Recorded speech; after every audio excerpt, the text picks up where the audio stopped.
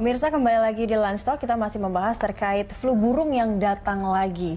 Nah ini Pak Oscar, kalau misalnya kita lihat juga tadi, ini sudah terjadi di Cilandak, Jakarta Selatan, mereka sudah melaporkan. Nah apa yang sudah dilakukan Kemenkes? Kalau kita lihat dari liputan tadi, seperti itu masyarakat di sekitar situ juga yang melakukan pemberantasan. Nah apa yang dilakukan Kemenkes kalau untuk membantu masyarakat yang memang mereka juga mungkin memelihara unggas atau ada peternakan di sekitar rumah mereka untuk melihat penyebaran virus flu burung yang ada sekarang? Yang pasti koordinasi dengan Kementerian Pertanian, koordinasi dengan pemerintah daerah. Tentunya kami di ujung tombak ada puskesmas ya, teman-teman DKI, Dinas Kesehatan DKI, itu kita langsung termasuk dari Kementerian Kesehatan sendiri kemarin turun teman-teman dari Balai Teknik Kesehatan Lingkungan, BTKL, melihat dan menginvestigasi terhadap lingkungan apa yang terjadi di sana. Itu secara koordinatif kita lakukan itu, dan alhamdulillah dengan bergerak bersama-sama. Nah, terkait dengan apa yang sudah diinikan, tentunya tadi walaupun ada atau tidak adanya kasus, program-program di puskesmas yang berkenaan dengan penyuluhan terhadap perilaku hidup bersih sehat itu selalu kita gaungkan. Berarti kalau yang terjadi di Cilandak kemarin memang dan hasil survei dari BTKL itu juga memang melihat kondisi lingkungan yang tidak sehat dan tidak bersih itu bisa salah satu penyebab yang menewaskan 30 unggas ya? Iya, faktor lingkungan sangat ini. Lingkungan, perilaku, ada host agent penyakitnya itu menjadi persoalan timbulnya sakit. Sehingga ini yang harus dipahami oleh kita semuanya. Sekali lagi sebetulnya kalau kita mensikapi dengan upaya-upaya yang lebih komprehensif, memandang kesehatan itu adalah sesuatu yang harus kita kedepankan, saya rasa tidak akan terjadi. Oke, baik Pak Chandra, kalau Anda melihat pengawasan yang dilakukan selama ini untuk penanganan virus influenza, khususnya dalam hal ini flu burung, itu seperti apa sih kalau di Indonesia sendiri? Artinya memang sebenarnya apakah dengan jumlah yang mungkin relatif kecil tapi mematikan ini perlu pengawasan yang cukup intens juga, atau seperti apa? Kesadaran masyarakat juga kan masih kurang. Apakah memang masyarakat harus selalu dikasih tahu, ini loh yang harus dilakukan gitu? Jadi salah satu yang dikhawatirkan di dunia ini, kalau bicara kesehatan dunia, itu adalah terjadinya wabah dunia. Itu namanya pandemi. Nah, wabah dunia bisa terjadi karena penyakit apapun juga. Salah satu diantaranya sekarang ditakutkan Zika ini, macam-macam ya. Tapi para ahli beranggapan bahwa persentase terbesar kemungkinan pandemi nanti kalau ada, mudah-mudahan nggak ada, itu karena penyakit yang namanya zoonosis. Zoonosis itu penyakit yang ditularkan dari hewan ke manusia. Karena itu di dunia dan juga di Indonesia kita punya program yang namanya One Health. One Health itu menggabungkan kegiatan kesehatan manusia dengan kesehatan hewan bersama-sama karena memang ada penyakit-penyakit yang namanya zoonosis ini. Jadi yang tadi Pak Oscar sampaikan pada waktu kejadian ini, walaupun saya tidak ikut, saya yakin pasti turun dari kesehatan manusia dan pasti turun dari kesehatan hewan bersama-sama. Itu penerapan konsep One Health langsung di lapangan. Tapi di tingkat dunia juga ada yang namanya konsep One Health ini. Jadi untuk penyakit-penyakit yang ditularkan dari dari binatang apapun juga, dia mau rabies kayak apa, memang harus ada pendekatan One Health. Ditanggulangi bersama-sama sejak dari pencegahan. Itu yang dari tadi Anda kejar kan? Apa pencegahannya begitu, sampai kalau sudah nanti terjadi. Nah, itu yang saya kira dijalankan, dan contoh konkret tadi adalah pasti kejadian itu turun sama-sama. Walaupun yang sakit, yang mati hanya, yang bukan saya tadi mau bilang yang meninggal hanya unggas, tapi yang mati hanya unggas, tapi petugas kesehatan juga ikut turun. Karena itulah penerapan konsep One Health dilakukan. Tapi bentuk risetnya seperti apa sebenarnya Pak Chandra? Artinya bentuk konkretnya, kalau ada unggas yang mati, yang turun bukan hanya dokter hewan. Dokter orang juga turun karena ada dokter kemungkinan kena dan ahli lingkungan juga itu, artinya bersama-sama. Walaupun yang mati juga hanya dalam tanda kutip unggas.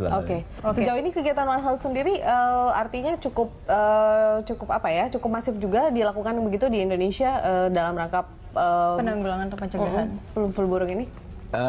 Biar Pak Oscar jawab secara detail di Indonesia, tapi pada dasarnya sejak beberapa tahun ini One Health di dunia ini berjalan cukup gencar karena orang tahu bahwa zoonosis itu menjadi salah satu kemungkinan pandemi, dan saya seperti contoh konkret itu, saya yakin lah kesehatan turun bersama-sama dengan peternakan, baik untuk ini maupun untuk rabies maupun untuk ceritanya pernah ada laporan antraks pada sapi di Sulawesi, itu petugas kesehatan dan petugas kesehatan hewan turun bersama-sama. Ini karena- Tapi itu kalau terjadi kasus. Nah, Sebenarnya iya. kita kepengen kan lebih mundur Betul, lagi. iya, Lebih mundur itu yang lagi. saya maksud. Saya udah bisa Bapak tahu tahu. ya.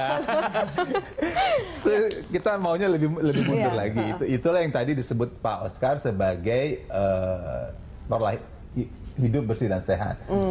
Kalau kita punya beli mobil begitu kan dipelihara dengan baik. Iya. Beli bunga juga dipelihara dengan baik. Jadi kalau orang membeli unggas itu harusnya dia dipelihara, harusnya dia beli unggas, pulangnya pergi ke toko buku beli buku cara memelihara unggas.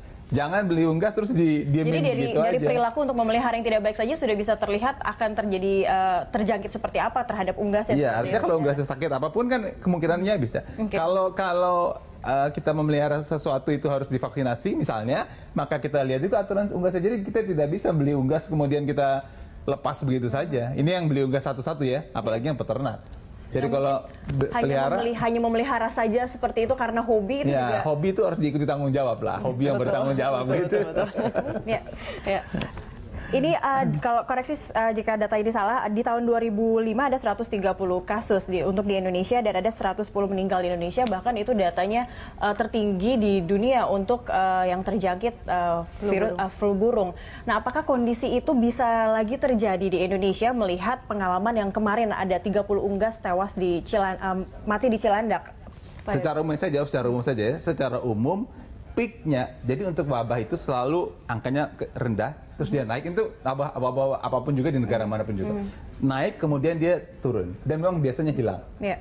Untuk flu burung ini puncaknya dia sudah mulai ada dari 2002 sebenarnya di dunia, saya nggak kemudian puncaknya 2006-2007 itu, kemudian dia turun sampai sekarang. Memang turun tidak hilang. tidak hilang. Jadi kalau Anda tadi cerita 150 misalnya Indonesia, tahun lalu tadi Pak Oscar bilang 190. tahun lalu Indonesia cuma 2. Tahun lalu 2 ya. Jadi beda sekali. Jadi angkanya turun. Yang banyak tahun lalu adalah di Mesir tadi kita sudah bicara. Jadi memang kita harus amati terus wabah flu burung ini baik di Indonesia maupun di dunia. Bagaimana kelanjutannya ke depan. Tapi kalau kita lihat trennya, itu turun jauh dari puncak-puncaknya tahun 2006-2007. Memang sekali lagi belum hilang. Salah satu faktor yang dia membuat ada 2 penyakit yang dulu pernah menghebohkan. Ini satu lagi SARS kalau Anda pernah ingat. SARS itu dia naik tinggi sekali 2003 dan kemudian hilang sama sekali. Tidak ada satupun juga sekarang kasusnya. Kenapa? Karena dia menular manusia ke manusia. Jadi kalau menular manusia ke manusia, saya sakit daripada saya bilang Pak Oscar sakit, mendingan saya sakit kan lebih sopan. Saya disimpan. Di isolasi saya nggak akan menular. Tapi kalau unggas bagaimana menyimpannya? Itu yang membuat dia tidak terlalu mudah ditekan ketimbang penyakit yang menular manusia ke manusia. Belum lagi gejalanya mungkin tidak terlalu nampak karena yang kemarin pengalaman di Cilandak juga pemiliknya tidak mengetahui kalau ternyata unggasnya sudah terjangkit dan mati langsung 30 ekor itu. Wabahnya dalam satu kandang begitu ya. Kita ada penelpon, kita terima dulu. Halo. Ada Pak Santoso dari Dengan Pak Jakarta Santoso. Pusat. Halo. Iya Pak, silakan Pak Santoso. Begini, menurut saya tadi disinggung masalah kebersihan segala macam. Itu masalahnya bukan masalah kebersihan, karena bersih atau tidak, kalau virusnya ada, dimanapun juga bisa terjadi. Kalau kita lihat di Eropa segala ya, Eropa itu mereka kebersihan nomor 1, tapi tetap aja terjadi flu burung. Jadi menurut Anda penularan virusnya dari apa Pak? Karena virusnya, bukan karena bersih atau tidaknya. Tadi kan disinggung masalah bersih, perawatan, segala macam. Bukan karena itu, karena ada virusnya. Dan tapi kan virus bukannya itu tidak kebersihan ada itu untuk obat menjaga terjangkitnya virus begitu Pak? Atau bagaimana Anda melihatnya? Bagaimana?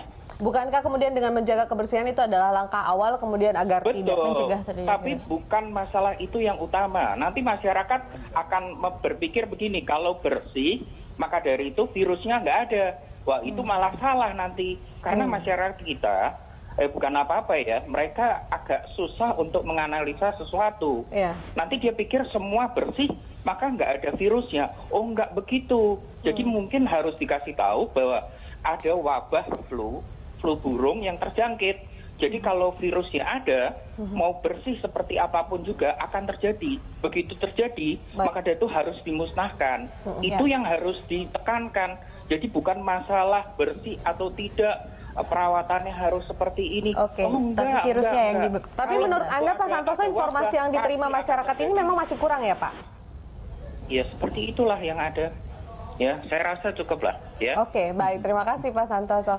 Baik, mungkin bisa jawab salah satu warga lah seperti itu ya. Entah apakah ini juga jadi parameter bahwa sebenarnya informasi yang diterima masyarakat itu masih kurang atau bagaimana? Tidak hanya kebersihan ternyata Pak Oscar yang harus ditekankan. Tadi saya sudah katakan bahwa untuk terjadinya sakit itu ada interaksi paling tidak 3 komponen. Perilaku, lingkungan, dan agen penyakitnya. Dan tentunya ini harus difahami bahwa kalau salah satu bisa kita putus mata rantai ini, insya Allah Pak Santoso tidak akan terjadi. Kalau ada virus tapi kita tidak berperilaku bersih, sehat, insya Allah virusnya, saya katakan tadi, virus ini mati dengan cuci tangan. Dengan deterjen, sabun, itu mati dia. Nah, perilaku mencuci tangan itu belum membudaya bagi kita kan. Artinya kita tidak juga harus mengatakan bahwa membebani perilaku sehat. Saya rasa apapun kalau semuanya bisa dikedepankan, interaksi 3 komponen tadi tentunya tidak akan terjadi kesakitan. Artinya sebelum mengetahui virus itu memang ada atau mewabah, setidaknya ada pencegahan dengan kita mau bersih-bersih dulu seperti itu Pak Oscar. Penularan tidak ada. Ini apalagi antara hewan dengan manusia kan. Intinya itu. Di mana-mana kami selalu tidak berhenti-henti dan tidak akan bosan-bosan Kementerian Kesehatan, kawan-kawan jajaran kesehatan, teman-teman di puskesmas untuk selalu terus mengkampanyekan ini. Oke. Baik, mungkin informasinya belum sampai ke Pak Santoso atau seperti apa. Kita akan lanjutkan perbincangan di segmen berikutnya. Pemirsa tetaplah bersama kami di Dialog Livestock.